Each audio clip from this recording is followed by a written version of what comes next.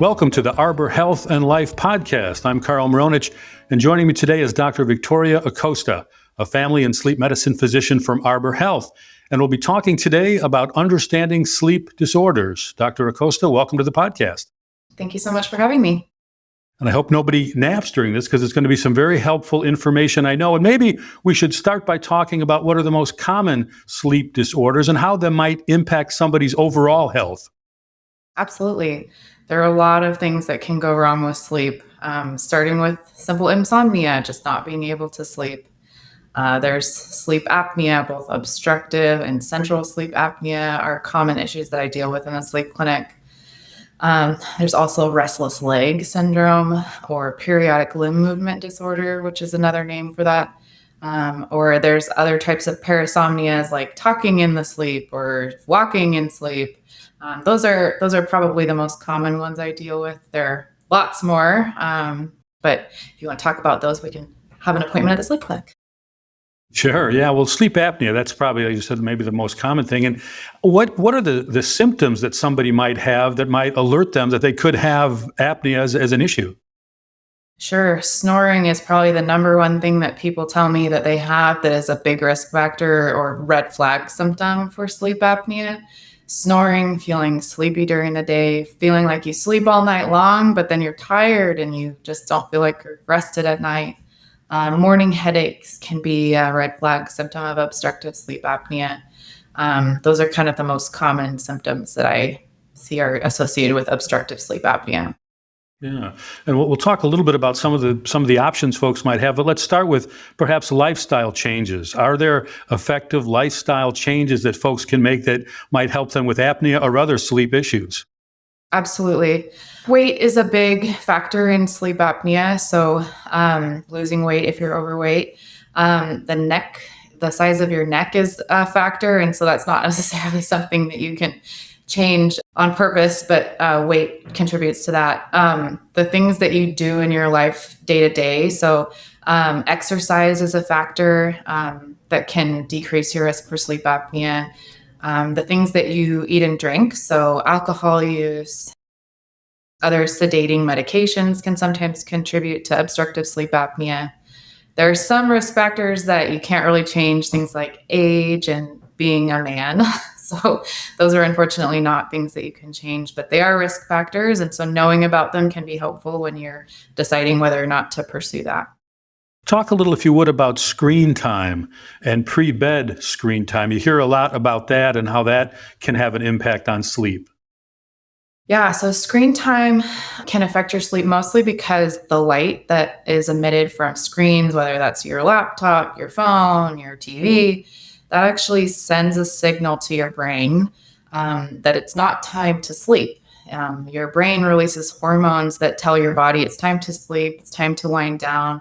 And those hormones are released based on a lot of different factors, but one of them is whether or not your body is sensing light, because that typically indicates daytime. And so if you're telling your body that it's daytime and you're stimulating your brain with screens, it doesn't release the hormones that tell your body it's time to wind down, time to get ready for sleep. And so screen time can have a big effect. And so that's why I'd recommend against TVs in the bedroom, not having your phone in your bed, trying to do something else that's relaxing before bed, like reading a book or doing some other hobby like knitting or having a cup of tea to kind of wind down. Those are all things that might help your body prepare itself for sleep a little bit better. So really, it's not as much the activity, it's really that screen itself that's causing a signal to the brain that's impacting. Oh, that's interesting. I hadn't heard it put that way before. A little bit about technology and how that can help serve folks with apnea. CPAP machines are something you hear pretty commonly about. Talk a little bit about that technology and how that can impact and help folks.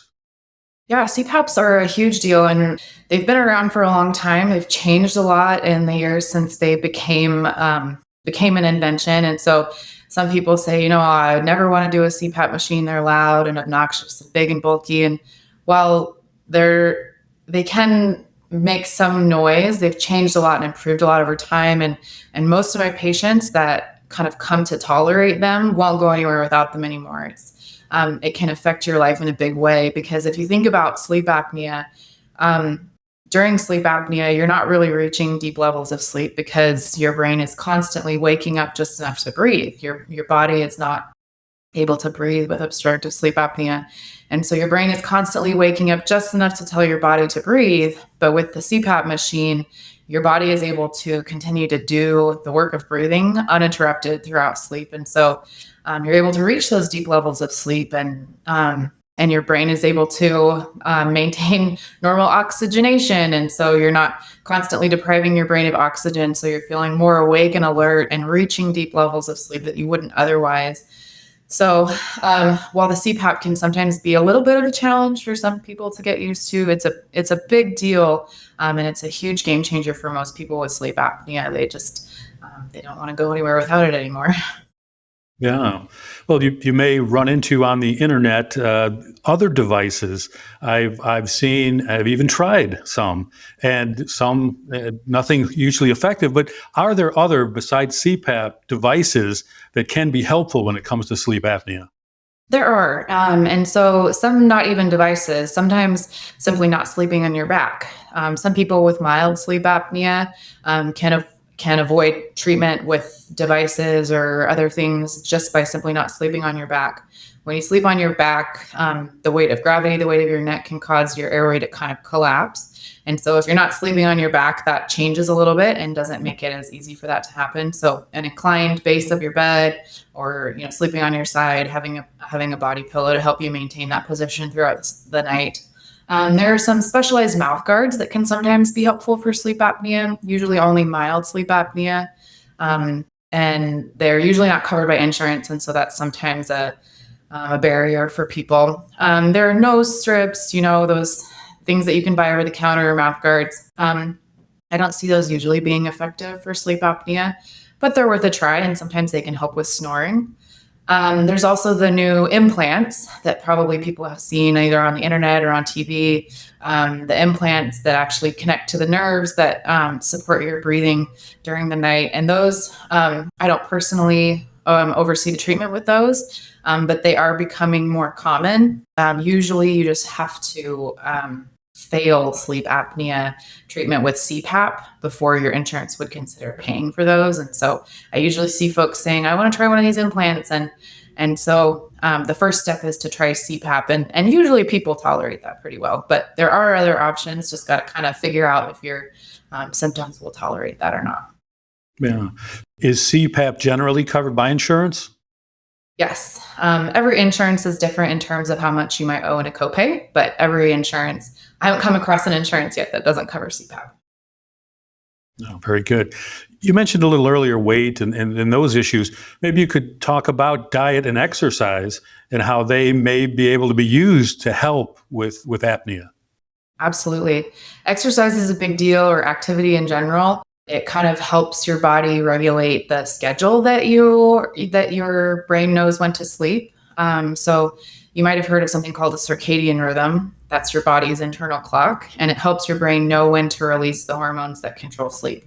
So exercise plays a role in that, partly because it also produces hormones when you exercise. So you probably heard that exercise creates endorphins. It also releases serotonin, and it reduces cortisol, which is probably a well-known stress hormone. So all of those hormone shifts that happen when you exercise kind of help prepare your body for sleep, or tell your body that there is a cycle happening, and so that they know that your body knows to produce that hormone, or those hormones that produce sleep as well. So exercise is a big deal. Also, if you're tired from exercising, you'll probably feel tired to go to sleep. More likely to fall asleep, sure. Exactly. Diet is also a big deal. Eating healthy food can make you just feel better in general. Eating really heavy meals can sometimes make you feel like you can't sleep. And kind of back to the sedating medications or alcohol, marijuana, they can all make you feel like you want to fall asleep, but they actually interfere with the brain's chemistry of getting to deeper levels of sleep. So that's why sometimes, like, if you've drank too much and you go to sleep, you feel still really tired in the morning, or that hangover, the alcohol makes you feel tired, but it doesn't let you reach those deep levels of sleep. And then sedating medications, like if you take anything that makes you kind of drowsy, sometimes it can be helpful to get you to sleep, like medications that we use for sleep. But other medications can make you drowsy and they can still interfere with sleep. And so trying to limit any medications that you don't need that would make you sleepy in that way. So all sleep is not created equal is That's very kind of the true. takeaway there, right? A little bit about over-the-counter sleep aids. Some folks, particularly, I would guess, if with insomnia, might be prompted to try to use those. Are they helpful? Can they be helpful, or what's the story with over-the-counter sleep aids? Yeah, there are a lot of over-the-counter sleep aids that can be helpful. I usually recommend over-the-counter sleep aids before a prescription sleep aid, mostly because the over-the-counter ones tend to be less habit forming, meaning you don't get like addicted to them or need to have them in order to continue getting a good night of sleep. Benadryl is a good example. It makes you kind of sleepy, but it's not one that you're going to get hooked on, in other words. One that you can take every night if you wish. There's melatonin, which is actually just the hormone that the brain releases when it's getting ready for sleep. And so taking melatonin as a pill can be a sort of a more natural way to help you get ready for sleep. That one, typically you'll want to take about an hour before you want to go to bed, just because that's sort of the time frame of those hormones that get released in the body. Other things like ZQuil or NyQuil or Tylenol PM, they all typically have sort of a Benadryl component or a Benadryl cousin component. And so, again, nothing really wrong with those. If you're having a hard time sleeping or, want to try something over the counter, I think those are usually my first go-to options. Yeah. Now, aside from medication, maybe we could talk a little about relaxation techniques or mindfulness practices that can potentially help with sleep. Is that an option? Absolutely. And I usually recommend that before medication, even over the counter medications.